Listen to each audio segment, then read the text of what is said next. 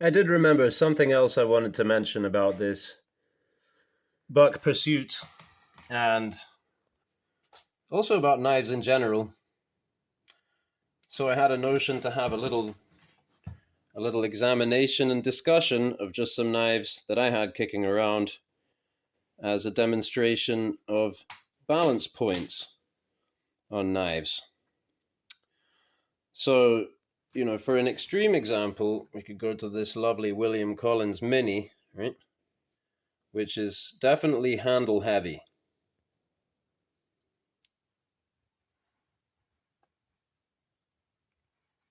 So we're past the halfway point towards the handle. Now what that will do is sit the knife in your hand. I can even tilt it. It's not falling out of my hand. It's very planted in my hand. And it's got a very short blade, so it's a very powerful carver, this thing. You can just dig in all you like with it. So the balance is good for that, I would suppose, for what you're going to use it for. Here's one of my very earliest projects. I was just scraping the cutting board with it. That's why it's filthy. That's not rust. It's walnut dust. I found an ulu in some thrift store, and I cut this out of it. Seemed like good steel. So that is the original ulu cutting edge there. I just, cut the little knife out of it. So I pulled it out actually because I remembered about it, and I thought maybe I'd get around to putting a handle on it now that I have carbide drills and an amazing Harbor Freight bench press to do that kind of thing. Taper the tang as well. I like tapered tangs, and that's kind of comes up in what we're discussing. Why would you taper a tang? Because it looks cool? Because it makes your knife more expensive, harder to make, shows that it's custom because you can't do it on a CNC machine. These are all valid reasons, I suppose, for having a taper tang, but the reason why I put a taper tang on this knife was for the balance. And it's a choppy kind of a knife, right? So I didn't want it handle heavy. And the balance is pretty close to the middle of the knife, correspondingly.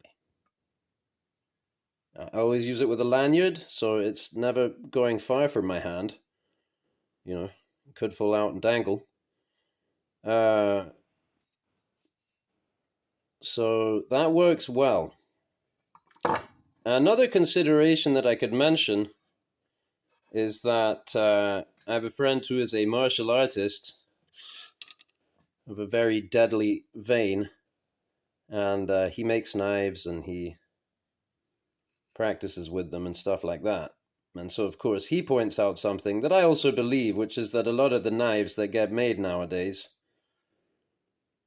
are made by people who know knife design, but they don't know knife use. Balance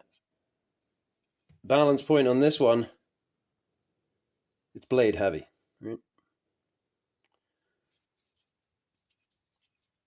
But you hold it up here, so I would say it's pretty balanced, kind of towards the middle, yeah? And that's kind of, I like that. This one as well, tapered half tang, so the balance point is right in the middle there.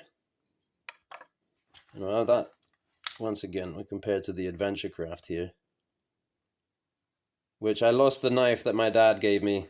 I don't know if I'll find it again. I think a puppy pulled it out of the sheath while I was crouching down out in the woods somewhere. And moreover, they could have then run off somewhere else with it. That's my hypothesis. It may turn up.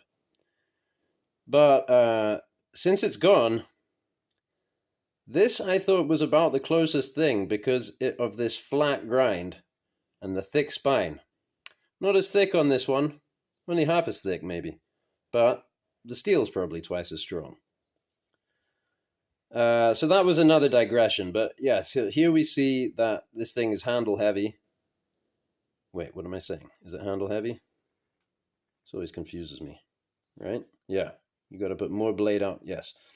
So it's kind of handle heavy, but it's up towards the front of the handle here. And so I do have considered, well, I'm going to work on it, because if you can see, probably not.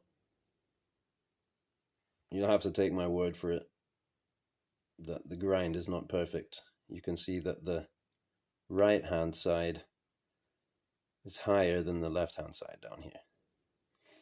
So that's exactly the kind of thing that I immediately like to get stuck into, strip all that finish off there, ruin the original look of the knife, but straighten it up, make it sharper, maybe change the shape of the point a bit. And maybe I will get around to tapering the tang on this, because I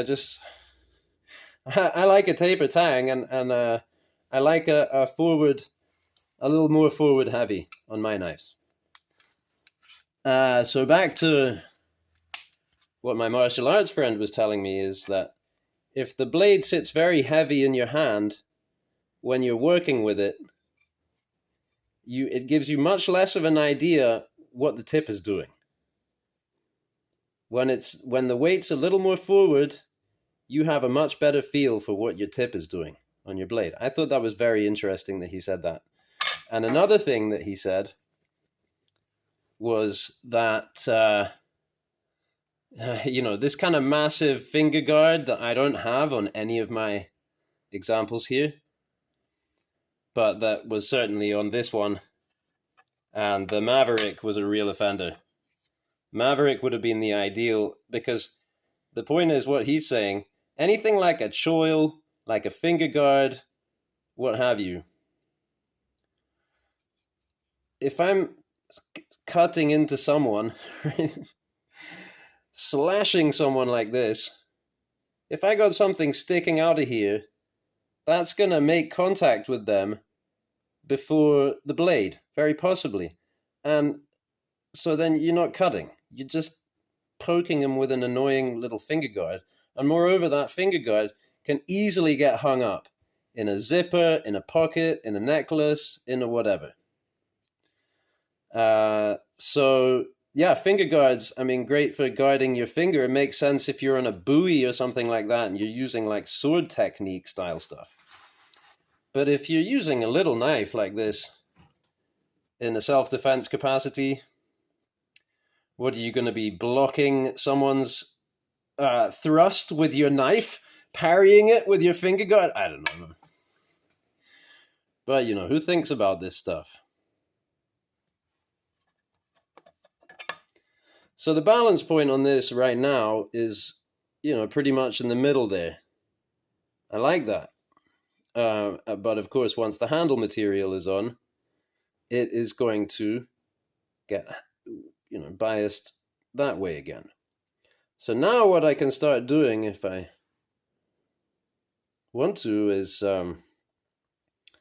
working up, as I work up my handle materials and my tang together, because at this point, the tang is, I would say, fairly much done, but I can still make adjustments on it, especially up here when I'm fitting a bone collar on there. About to run out of video. So